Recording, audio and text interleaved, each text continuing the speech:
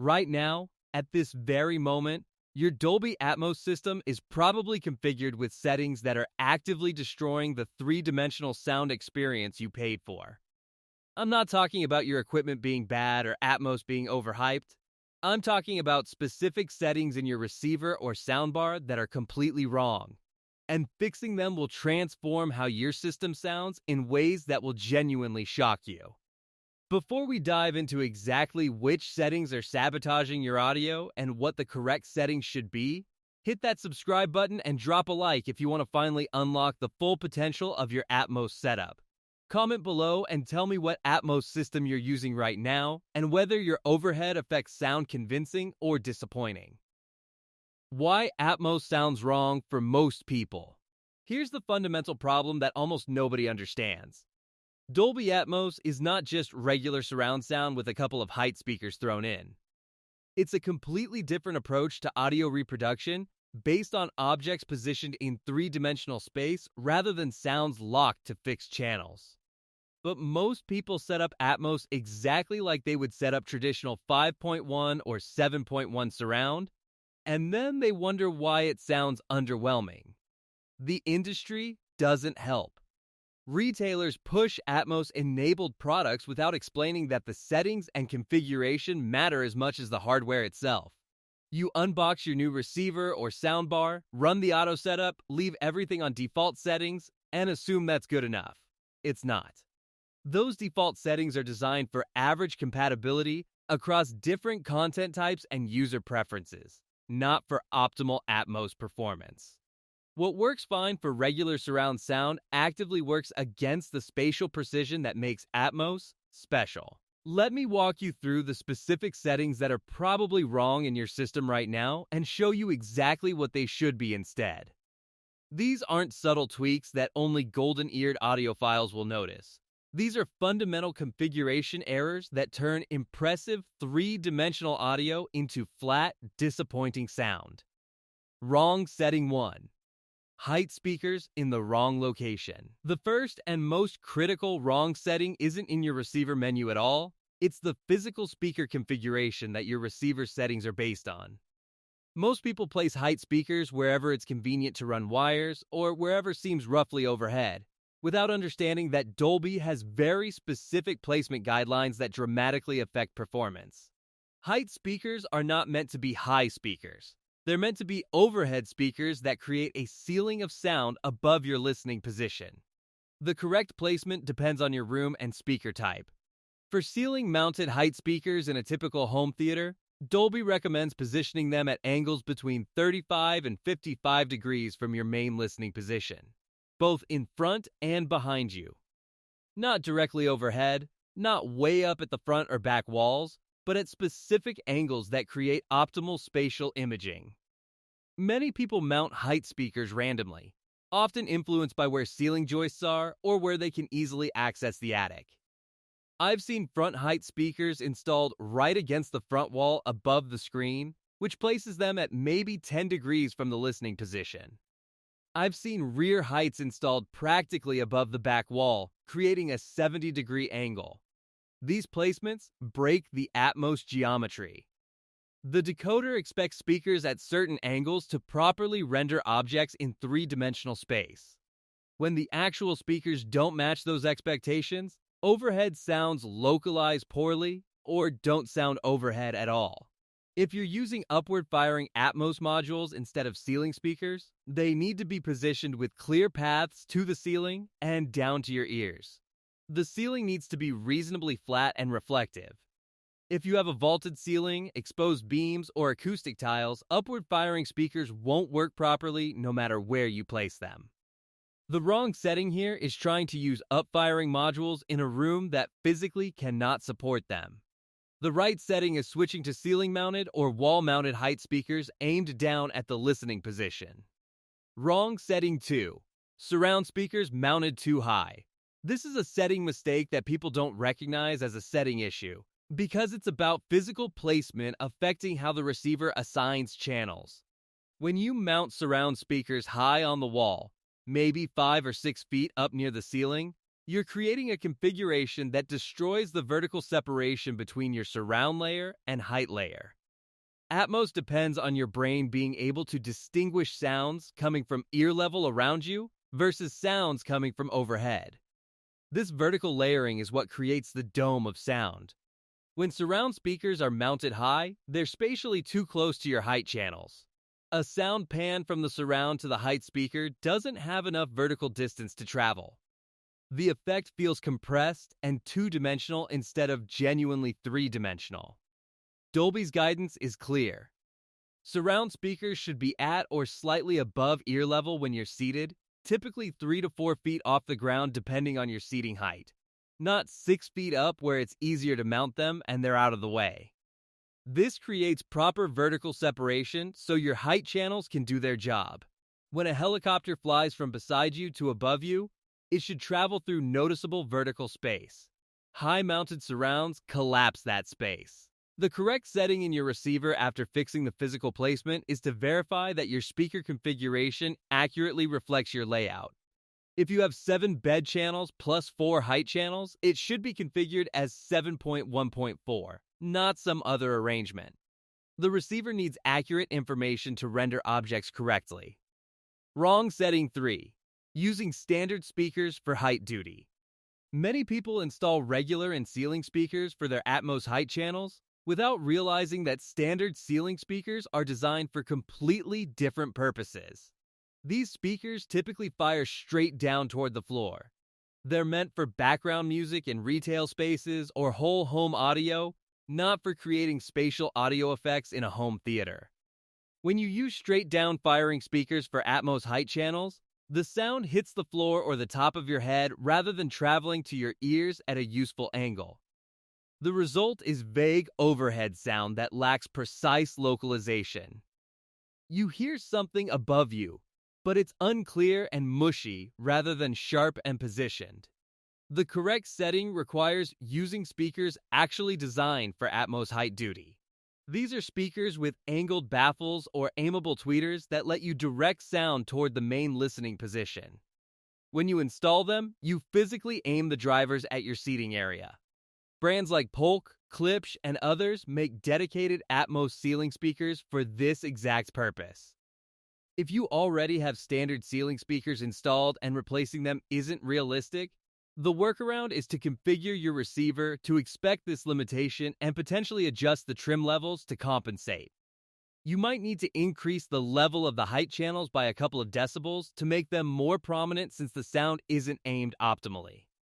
This isn't ideal, but it's better than leaving them at default levels where they disappear into the mix. Wrong setting 4, terrible calibration microphone placement. This is where many people unknowingly sabotage their entire calibration process. Modern receivers include automatic calibration systems like Odyssey, Yaipao, or Dirac Live that measure your room and optimize settings. But these systems are only as good as the data they receive, and bad microphone placement during calibration gives them garbage data. The most common mistake is placing the calibration mic too low, often just resting it on the couch cushion. This puts the mic below ear level, sometimes by 6 or 8 inches. The receiver measures sound arrival from that low position and applies corrections based on that perspective. But you don't listen from below ear level, you listen with your ears at normal head height.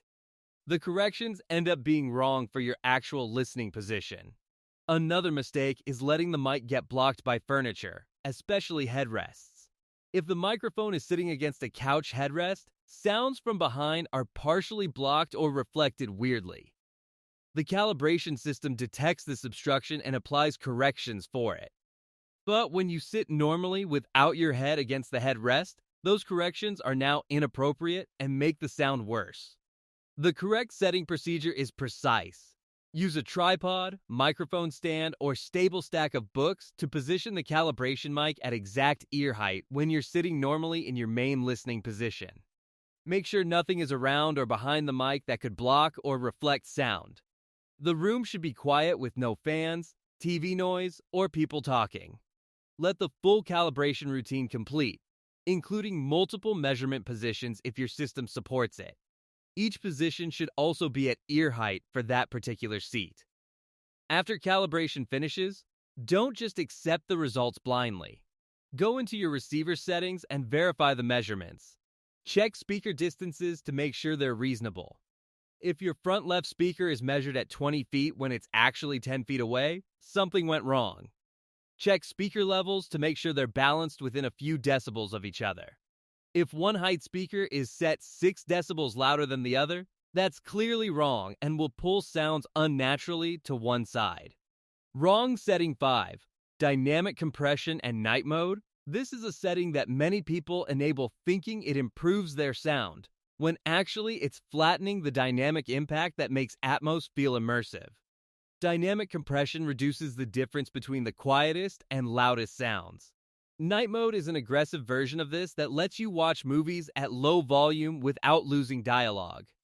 These settings serve specific purposes, but leaving them on all the time destroys the Atmos experience. Atmos mixes have wide dynamic range by design.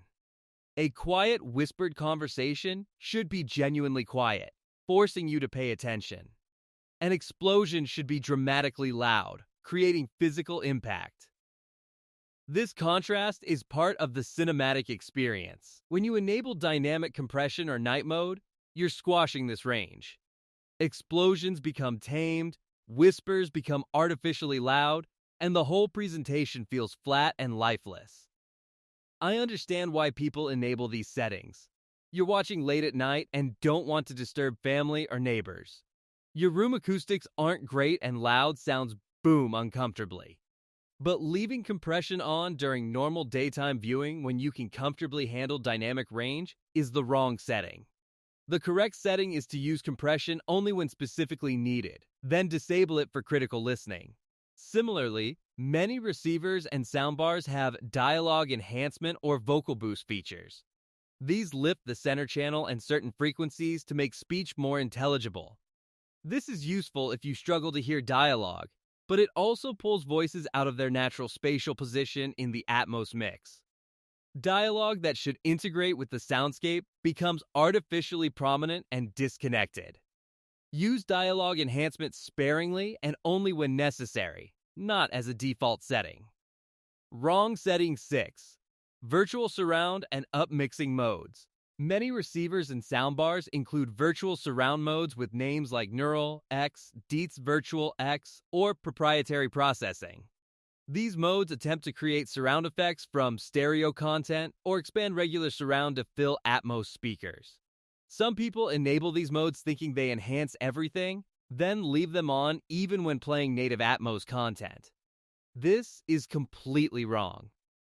When you play actual Dolby Atmos content, the source already contains precise three-dimensional positioning information. The Atmos decoder in your receiver knows exactly where every sound should be located in space. Adding virtual surround processing on top of this creates competing spatial information. The precise object-based positioning gets confused with artificial widening effects.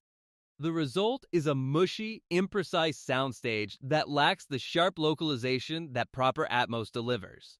The correct setting is to disable all upmixing and virtual surround modes when playing native Atmos content. Let the Atmos decoder do its job without interference. Your receiver should have a direct or pure mode that passes Atmos through with minimal processing. Use that.